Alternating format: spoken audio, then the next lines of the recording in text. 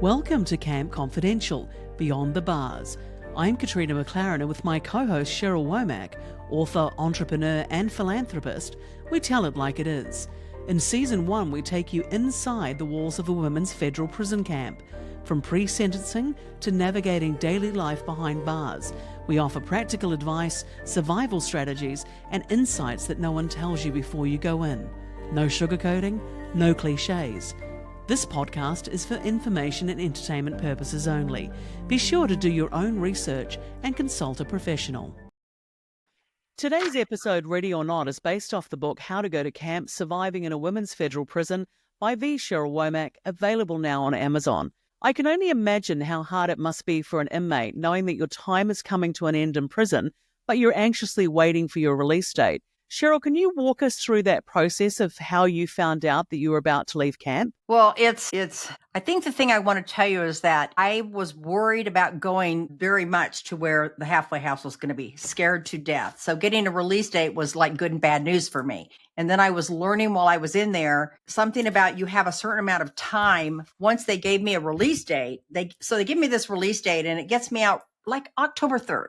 And I'm thinking, yes, I actually wanted to see if I could get out a little earlier because my son Ryan's birthday was October 1st and Dean's birthday was October 15th. And I thought, oh my gosh, I'm going to get right there and we can celebrate his birthday and I'll be back in the throw of things. And that made me excited, but it was an emotional roller coaster because when I sat down with him, he said, no, there's a certain amount of time you have to do with the BOP. And so if you go October 3rd to the halfway house, you have 30 plus days to be at the halfway house and you won't go home. You have to be there. And I'm like, no, why? I said, I should be able by my age and some of the new regulations they've just passed, some second act things that said that if you're over 60 years old and you had a good place to go stay at home, you shouldn't even have to go there. But I couldn't get anybody to think about that or look at that or take it seriously. Certainly nobody in the prison was going to take it seriously.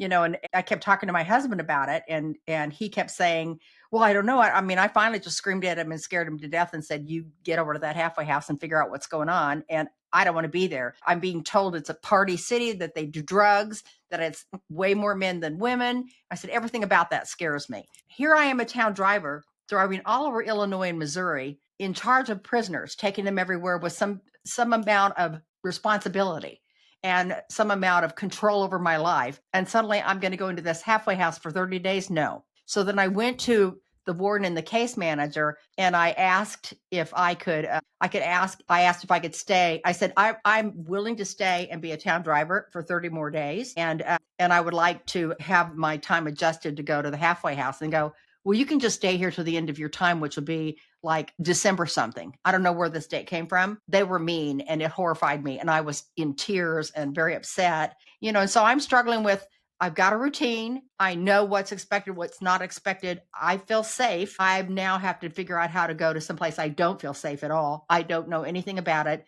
The only information you get about where you're going is the gossip in the place. I told you they had an orientation meeting, talking to the girls that were supposed to get out soon about halfway houses. And mostly they talked about that the halfway houses were shutting down and follow the rules. But what are the rules? You couldn't even get a clear picture of, did you or didn't you need a cell phone? And everybody kept saying, you cannot have a cell phone to go in there. You cannot have a cell phone. What I learned was if you didn't have a cell phone from my husband going in person, you couldn't get out for daily visits, to go shopping, for a weekend visit with your family. You couldn't do any of the things that might be available to you because you didn't have a cell phone. Again, I feel badly for somebody who can't even afford a cell phone when they first get out and they go into a halfway house because they're not going anywhere. But so you're asking everybody. The other part is, we talked a little bit about, I'm excited I'm going. I'm scared that I'm going. It's such an unknown for me that I know is going to be more dangerous than where I am. I don't know if it's going to be more bars. I don't know how much more intense it's going to be. And I'm supposed to also be very quiet because you don't want to offend other people who might be in there for 20 years and you don't want to be offensive to them talking to you about your time out. So you sort of want to be low key on this thing. So I had a assistant warden and a case manager playing games with me. And then they finally sent me a thing through the mail telling me that they would release me at the end of October to go. And we didn't know if I'd be 2 weeks or 1 week or 30 days or what when I went to the next place. It was an unknown to me at that point. And I just think the prison system does that on purpose. I just think they can give you dates and they can pin it down and they just don't. And I don't understand why they don't get more critical with that, because the available space for the next person has a lot to do with them staying on target with their dates. If they know exactly when somebody's getting out, they can tell you exactly when somebody's coming in. I don't understand how that's a moving target, but it seems to be. So that's a very frustrating part about it. In the lead up to you getting your release date as such, I know you've sort of alluded in the past that you were talking to a bunkie about what you thought might be your date. And that triggered a whole series of events that really raised a real concern that you may not get out. Let's talk a little bit around that and what happened. Well, that was, I was sitting talking to the girl who was in my room with me, and I was sitting calculating when I thought I'd be out based on keeping all my good time. And I thought it'd be early October. And I said, oh my gosh, I think I'm going to be out. I'm getting excited about it. And I've got the girl on the other side of the stone wall eavesdropping, and she's waiting to get out quickly, way before me. We're talking probably, this is June, and she's out in July. And she went to the case manager and just had a hissy fit and said, why does Miss Womack have her out date and I don't have mine and I'm supposed to be out in July? Well, I didn't tell anybody I had my out date. I went up to the case manager and I'd never met him. And I said, you probably don't even know who I am. And he goes, oh, I know who you are and you're a troublemaker. I was horrified. I thought, here's the man in charge of me getting out of prison. I am never getting out of here. I'm not going to get out of here. This guy hates me and he's never even talked to me. And he's mean to everybody. He'd take pieces of paper and talk to somebody and throw it on the floor and tell them take it or leave it. And I mean, I was just thought, oh, don't be throwing my paper on the floor, because that probably will be when I'll go to the shoe. I'm not okay with that. But he was a very disrespectful case manager. And frankly, I just don't know how he kept his job. He was not liked by anybody, but he had huge power and control and the ability to extend your date, not extend your date. And then when this new assistant warden came in, he was just as arrogant and casual about important things. I mean, these are life-changing things that are happening to you in your life. And they're just so casual about it. Like, it doesn't matter. Well, it does matter. And so I would literally call my husband that Sunday night, bawling my eyes out, going, I'm never getting out of here. I'm probably going to be stuck in prison forever. Clarify, did you get into trouble for having discussed a potential date? I just got yelled at and said, I don't want to talk to you. I'm not going to talk to you. So, I mean, I just thought, okay, well, the guy who's supposed to give me my out date is never talking to me again. Here I go. Okay, so that's really daunting and very, very scary. It So was horrifying. So around this time, you're thinking about the possibility of, as a part of your parole period, you had to go to a halfway house for a certain amount of time. Luckily for you, you were able to do some of that still in prison. And your biggest concern was safety about the halfway house? Absolutely. I'm going now to a halfway house that's got every type of criminal, every type of felon, whether they're on drugs, murderers, rapists. And again, out of 185 possible capacity, only 17 to 19 of those spots were women and all the others were men. And there's not a locked door in the facility. So, I mean, you're just going in and shutting your dorm door for the little room that you girls are in. And I think most of the girls that do, I mean, listening to some of the girls that told me go in there and it's party city, they're like, I had a lot of fun in there. And the girls, getting together with guys because now they're around men. And I'm just like, I don't want any part of this. This is totally uncomfortable to me. I'm not happy with this at all. When you were talking about that case manager and you got yelled at for discussing a potential date, did it really jam home to you then that you don't discuss an out date in prison, and why? Oh, absolutely. I knew then. That's when I figured out the most that the walls have ears and eyes, and anything you say in there can and will be used against you, even if you said it casually and you weren't even sure what you were talking about. Because, I mean, a lot of times you talk something out trying to figure out what do you think about it with somebody else. And you just don't realize how well everybody can hear what you're saying and how much everybody's going to pick it up and take it and run with it. And how much jealousy, obviously, it can create by, as you're saying, there's people in there for a long period of time. And whilst on one hand, I think they could be excited for and happy for their friends to be getting out, there's got to be that level of jealousy as well. Well, and this girl was getting out before me that was all upset about it. It's like, even if I had an out date, my out date was going to be in October. Her out date she was still waiting for was in July.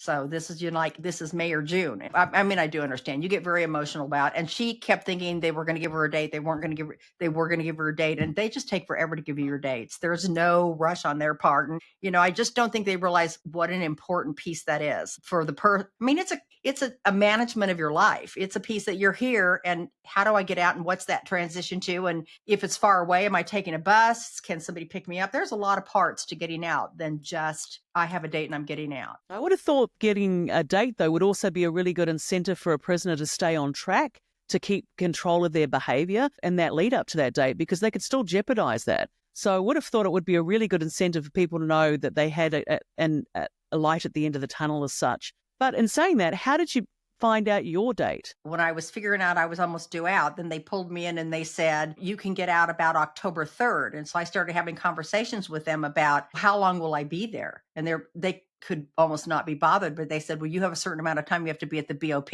and it's at least till October 29th, 30th, something like that. So you're not getting out before then. And I was like, for me, then all I had was, just shock going off in my head going, well, I'm not going there then yet.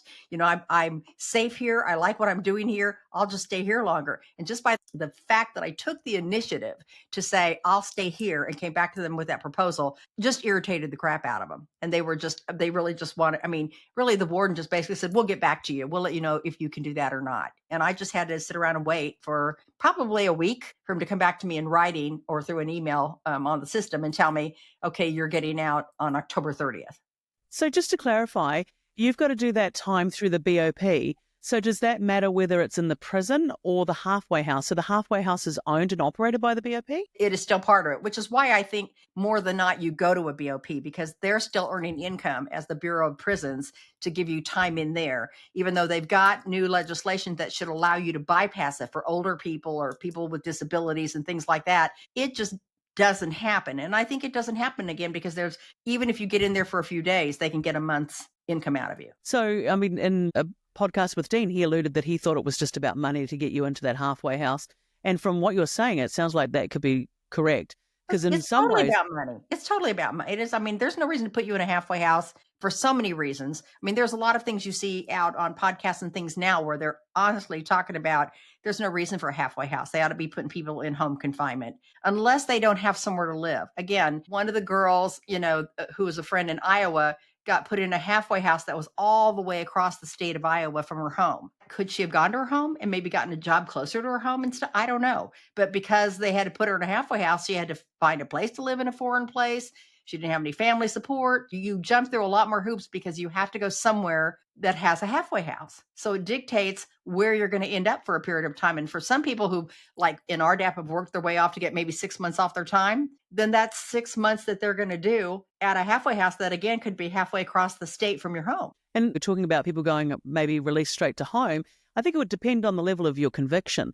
So if you've committed murder or a really serious, heinous crime, I would understand that perhaps there needs to be still some level of control in a halfway house, but maybe not for what we're discussing, certainly for your age and for what your crime was. Do you think that constantly talking about that, you knew the end was coming, do you think it took an emotional toll on you and it was hard going on you? Well, I think what was hard for me is that the mental games they play with you of when can you get out? And again, I take the initiative to make my own plan, have my husband go to the halfway house and offer them what I think is a good solution because they don't have another town driver. So they'd be down to one town driver instead of two. And they pretty much, mock me and laugh at me and just say, you don't get to decide that. We'll get back to you. It was very unsettling to go through that entire process. From the very beginning, I thought, oh my God, how am I going to get out of here? And nothing about being prepared to go into a halfway house made me feel one bit better about getting out. By the time you were ready to leave the camp, do you feel you were just ready to re-enter society? You felt the halfway house had no actual benefit to you because they're supposed to reintegrate you into society and perhaps get a job. And of course, for you, that was not applicable. Correct. I wasn't getting a job. If you had a home that even before you go to the halfway house, the parole officer and the halfway house goes to your home to see if it's suitable for you to go to for visits and when you do get out. So you wait for that approval. So by the time you go to a halfway house, those approvals have taken place. So they know where you live. They know that it's going to be okay. And again, there was just no reason for it. My biggest frustration through everything there was how upset I was that I was doing 30 more days. I was missing my son and my husband's birthday yet again. And I was just mentally trying to recover from, gosh, I thought I was getting out here and now it's a month. But I have to stay here because that would be worse in my mind. So when you have the date and you're getting ready to go to the actual halfway house, does the case manager or does someone sit you down and explain, right, this is what happens in a halfway house. These are the rules. This is what you're going to expect. I mean, did you have any say in the location of the halfway house, anything like that? You have nothing to say about where you go. You have nothing to say about it, and you get no information. I mean, enough so that I brought the things that I had in camp to take with me into the halfway house. And some of the things that I brought in there, because I brought them all in a big trash bag. And so they literally go through everything you bring in when you get there. And a number of things I brought in the trash bag from camp were not allowed in the halfway house. So, they just said, you need to get rid of these things. Your husband can take them away, or we're going to throw them away because you can't have them in here. So one of the other things too that might be important is when you're actually leaving prison, is it important to have all your paperwork in order and maybe certificates or things like that? Well, I think at this point, it's critical that all along, hopefully, you've kept this one legal envelope that we've asked you to keep that has your PSR in it from your original sentencing, that might have any other certificates, your GED, anything else you've gotten, because any of that to present to your parole officer and the halfway house will bode well for what kinds of jobs they might talk to you about, where they'll let you go, what they'll let you do. I mean, it's even a bigger deal today than it was when I was in there, that if you're programming, they call it, and you're doing things, you can earn phone time and you can earn other things that I can't elaborate because I'm not studied up on what's current, but it improves the things that can happen for you. So it's really important that you keep them, because if you wait for the parole officer you're eventually going to get, not even right away in the halfway house, but you eventually meet your parole officer within a week or so of going into the halfway house. And when they come in there, if you don't have those certificates, they have to write to the BOP for that information. The BOP doesn't care when they send your information. It could be never, it could be a year, it could be 2 months. So you need to be responsible, as you were responsible for getting good information in to go to the camp.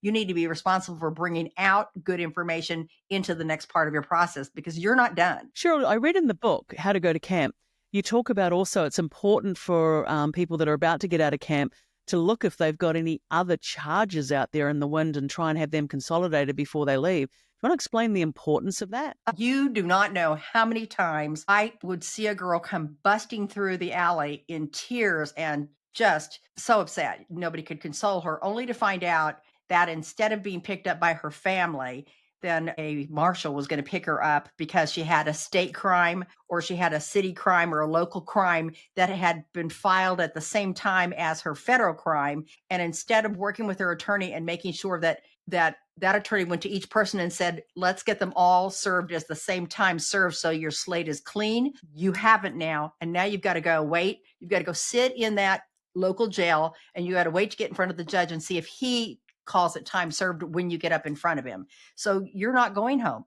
I mean, I literally watched a girl lose a job that she had lined up through the halfway house because a marshal was picking her up, and she had to go somewhere. She had to go to a different jail to wait for her time to get out. And did she just find that on the day of her release day? She might have found out within a couple days, but I mean, I just think for a lot of people, it's not something they think about. And I wouldn't have thought about it if I hadn't seen not once, but many times girls coming in there finding out you've got outstanding warrants for you, and you should have had those settled by your attorney before you ever got out, because now they're going to come and find you. When you're preparing to go to the halfway house, you were able to have your husband pick you up. Is that correct? You didn't have to rely upon a town driver or anything like that, or you were allowed to do that? If you know you've got somebody that you think is reliable, you basically get them approved. When you know you're getting picked up, they'll ask you, do you have someone who can pick you up to be approved? And you give them all the information on them. And then you have to tell them what make and car exactly. Like my husband got a new truck, and he couldn't pick me up in the new truck because we'd given him information on my car, because he was going to pick me up in my car instead. And so he had to come get me in my car instead of in his new truck, because we didn't have the paperwork filled out for it. So they come out and they match you up and make sure that you are exactly getting out into the vehicle with the person that you've explained is picking you up. It's a process, and you do it by the book. So when you're getting sort of discharged from prison as such, what do they give you? They give you back your belongings from the very beginning? Are you presented with any type of card or refund from commissary? What happens there? So the first thing you have to do is you have pieces of paper for each department that you were involved with while you were in camp. And you've got to go see the CEO of each one of those areas and have them sign off that you're in good standing and there's nothing outstanding for you to deal with them. And the last one you go to is medical, which is the scariest, because that could be medical hold, and everybody's relieved when they get their signature for medical. It's the last one. Then the person that you're authorized to pick up or meet the town driver will go with you to take you to a bus stop and drive you over to the FCI, and there we go when we pick up a debit card. That any money you've had left on it, whether it's $25, $200, some people, if they've been in there 10 years and they've had a job, might have had some money accumulated over time, and it all comes out on a debit card under JP Morgan, and you take that card. Now, if the card machine is down or if the computer's down and they can't do it, put it on the debit card. Sometimes I've seen them, if it wasn't very much, count you out cash, and give you cash to take. But mostly they put it on a JP Morgan card for you to take with you as you left. Did you take all your belongings with you when you left prison, or did you leave some of those behind? I went through the process of, I knew I wouldn't keep all my extra sweats, and I wouldn't be, I wouldn't keep my tennis shoes. I didn't need those tennis shoes. And so a lot of things I donated to big sisters or to friends. Here's some shorts, here's some t-shirts for people who need things that you didn't know anybody needed. You give back, you turn in all your greens and your underwear and everything, your winter coats. You have to check all those into laundry before you go. That's one of the places you check off to, and so you go through that process of getting everything.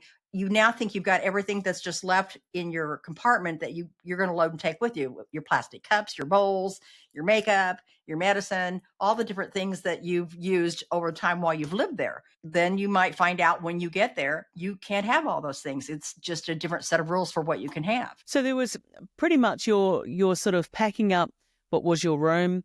I'm assuming you're taking your bedroll back, Right. as you just did the prison greens. So Right. what did you actually walk out of there with? Was it just a rubbish bag full of what? I think I brought one sweat, one pair of t-shirts. I wore my work boots because I liked my work boots. And I had my husband bring me, because you can bring an outfit. Actually, you can have him send an outfit into you a week before. And then that morning, the A&O guy, who also does the mail, who's a complete crapper, but he gives you your clothes that you can change into a couple hours before you can check out. And you get and then you have to stay up there by the bubble. I had him bring me a pair of blue jeans and a sweater. And I said, I'll just wear my boots and socks. So now you're packing everything up. You're carting this big trash bag up there. And then when you get there, go through every single thing that you've got. So they go through and say, can you have this? Is this legal? Isn't this legal?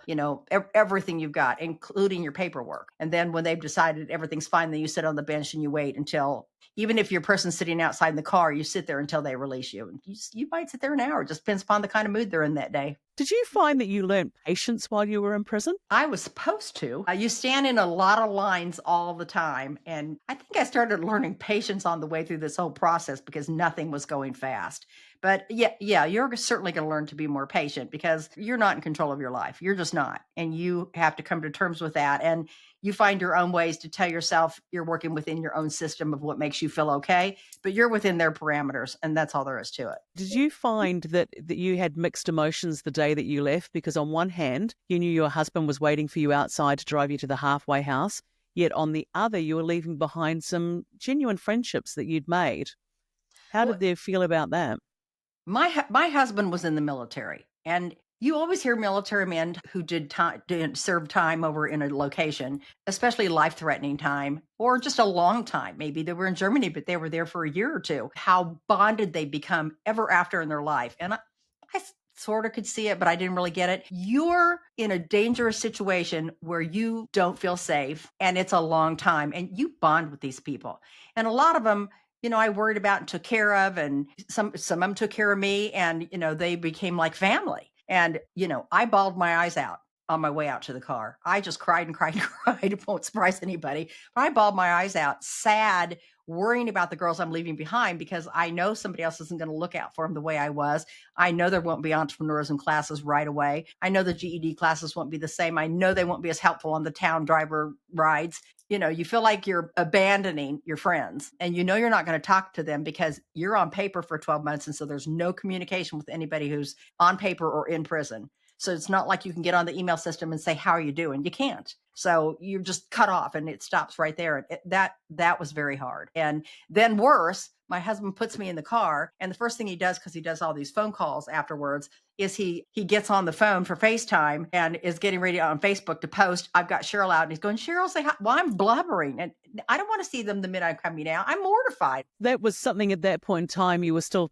maybe a little bit shell-shocked and didn't want to necessarily celebrate in that way. No, I mean, we were excited I was getting out, but you still knew there was a lot of adjusting to do. You still knew you weren't getting out. You're just getting, plus you have like depending upon where you're going, they give you a certain amount of time to get there or you're in trouble again to go to the halfway house. So it's not even like you can go for a nice lunch. We went through, McDonald's or KFC or something and had lunch and talked together because it took, I think we had 8 hours or something like that. And so, I got to go through and, buy some supplies for cosmetics and stuff on the way there. And then I think some of those weren't appropriate and I couldn't keep them.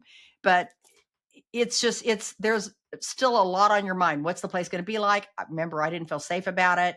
Other girls, if they're going in, they're getting into a bus stop and they've got a marshal or somebody coming to pick them up, or another town driver. It's a bigger camp taking them to the next place. It's an unsettling situation. You're out, but you're not out.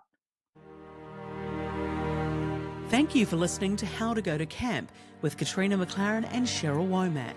For more support, check out the Women of Worth website, www.womenofworth.wow.org, where you'll find helpful resources, including Cheryl's books, Mummy Loves You Everywhere and How to Go to Camp, Surviving in a Women's Federal Prison. Whether you're preparing for the journey or supporting someone through it, remember, there's guidance, hope and a community ready to help you navigate this path.